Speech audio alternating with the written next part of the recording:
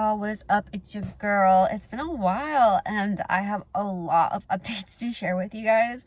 So the recent short I just posted was about doing like a 30-day rejection challenge. And the very first thing on the list is ask a stranger for a high five. And I found the inspiration from someone on TikTok, and the video that showed up on my feed was like her going up to strangers at the mall and asking them to like pay for stuff. And this really cute guy got her like a Lululemon set, and I have never asked somebody to like a man outside of my family to buy me anything. So that was like you know, at the mall, like taking on a shopping spree.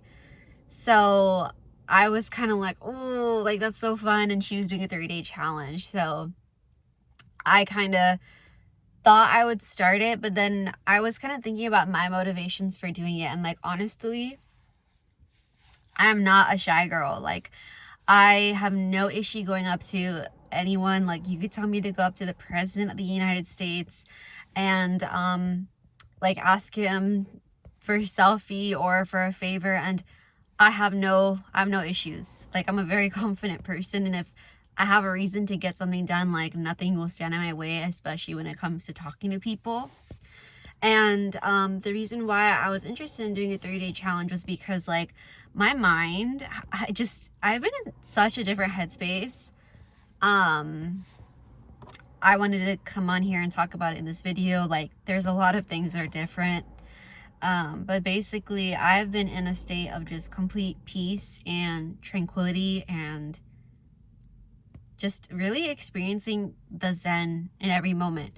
And I guess when I'm on TikTok and like when I saw that girl's TikTok specifically, I was kind of itching for that type of like adrenaline rush again. Like, I feel when I was younger, like in my teens, I got a lot of adrenaline from going and talking to strangers and networking, and that was positive because it was a skill that doesn't come naturally to just anybody. Like, you have to practice it and make yourself comfortable being in like public situations and, you know, asking people very direct questions.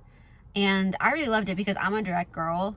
I had to like mask a lot of that growing up because especially living in California, I feel a lot of people just, I don't want to say want to be fake, but you definitely have to act like things are okay when they're not okay, especially when you're with strangers. When someone's like, hey, how's it going? Like, isn't the weather beautiful? You always have to like put on like a happy front and be like, yeah, like life's great, or, you know, like it's going, you know what I mean? So I don't really get a chance to just be direct and be myself. And I feel like going up to strangers and just talking to them and saying whatever, like that was when I could truly be myself. Like, I would just walk up to people and be like, hey, like you're really, really attractive. Like, can I please have your number? I stopped doing that, by the way, because I feel that like when men don't approach me first, it sets up like a different dynamic, and I don't want that anymore in my life. So yeah, I decided that I'm not going to do the 30-day rejection challenge because I do not fear rejection. And also I felt like I was just itching for adrenaline again, which once I like observe that, the need itself goes away. So I have not been affirming for anything. I realized that as I ascend, which is the process of just being present and watching my thoughts and just kind of being in my five senses, that's all I need. That's all I need to live. And I release the mind. Like, I let go of the mind. I'm no longer adding thoughts. I'm not robotic affirming. I'm not doing any of that anymore. And what have I told you in all my previous videos? It is your thoughts that create your reality, right? So use the mind to create a reality that is to your liking. So for example, like if you want to be the girl that has it all, You just gotta keep saying, I have it all. I'm the girl that has it all. I'm the woman that has it all. I'm the girl that has it all. And by thinking those thoughts repetitively, you will soon become the girl that has it all. Now, all of us are born with a mind, unless you were like born enlightened, you know? We all have a mind, and the mind creates every single person in our reality. So everyone that we've ever had a problem with, everyone that we've ever admired, anyone that we've ever had a crush on, anyone that's ever inspired us, like our mind created that for us to experience in this lifetime. But what happens when you release the mind? Now there's no longer a desire to create. So it's kind of like the mind set up a situation where you feel all the struggle and you want to ascend and like alleviate the pain. So you came across manifesting in this lifetime. Like if you're watching me, like I have 113 subscribers, like y'all are here because you found that this works. And now I'm at a point where I'm letting go of the mind. So once I let go of the mind, it's like everything the mind ever created is like, it's gone. Like I don't have any problems with people. I don't have any problems with life. Sure, like I'm human, so I wonder like, oh, like when is this chapter of my life gonna happen? How is this gonna happen? I talk to God a lot, so it's like, you know, whatever doubts or questions I have, it just goes to the man upstairs. Like I'm not in control of this right now. I definitely think I was meant to learn affirming, and I am more than happy to teach anyone that like wants to learn because they know it works, and I was a master at it. But I can no longer continue the path of affirming for every little thing in my life. Like I'm at a point where I just completely let go. I'm completely zen. I'm completely peaceful.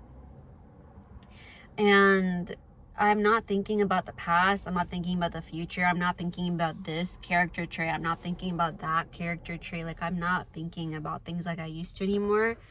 And what this does is it just puts me in a state where I'm just naturally being and in a natural state of acceptance. So like I'm still manifesting, but I'm not actually manifesting. If anything, like sorry for shaking the camera so much. I'm trying to like stay out of the sun because my skin is burning.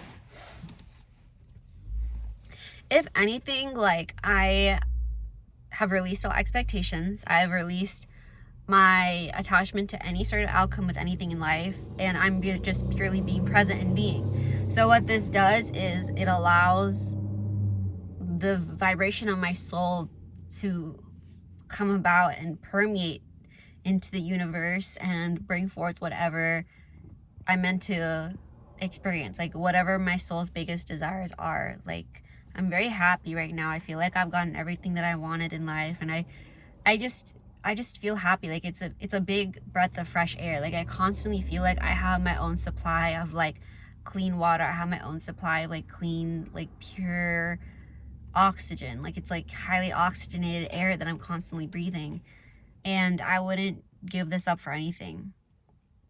I started reading the Bible. I was like hesitant to say that very publicly, but I did start reading the Bible. I started doing like 15, like a couple of chapters a day, and I analyze what I've read and I take notes on it. And I've learned a lot. Like a lot of my preconceived notions of the Bible and of a Christian God and with our relationship with God, it's changed a lot, and for the better. I could make a separate video on that itself, but I'm very glad that I'm able to like reestablish my faith in this way.